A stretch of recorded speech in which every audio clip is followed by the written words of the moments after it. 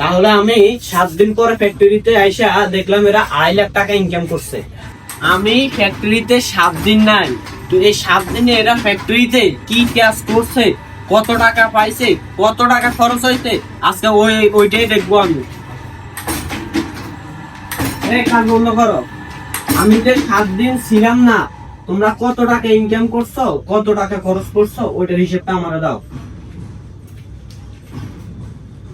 দেখি দেখা যাক এরা কত টাকা ইনকাম করছে আর কত টাকা খরচ করছে, আজকে ওইটারই হিসেব নিব আমি। 7 দিন আমি ছিলাম না।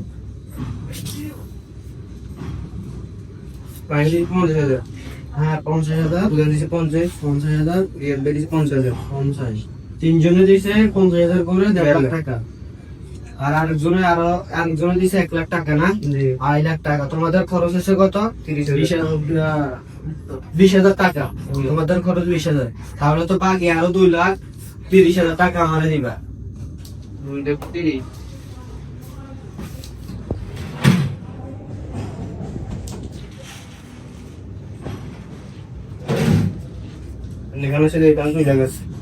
এখানে 50,000 করে 4টা বান্ডেলে 2 লাখ টাকা। হ্যাঁ, আর এখানে 30,000 টাকা, 2,30,000 টাকা। তাহলে তোমরা আমার 7 দিনে দিছো 2,30,000 টাকা। 20,000 টাকা তোমাদের খরচ হয়েছে নাকি? আচ্ছা ঠিক আছে। তাহলে আমি 7 দিন পরে ফ্যাক্টরিতে আইসা দেখলাম এরা 2.5 লাখ টাকা ইনকাম করছে। 2.5 লাখ টাকা ইনকাম করে আমারে দিছে 2,30,000 টাকা। বাকি 20,000 টাকা তাদের খরচ হয়েছে।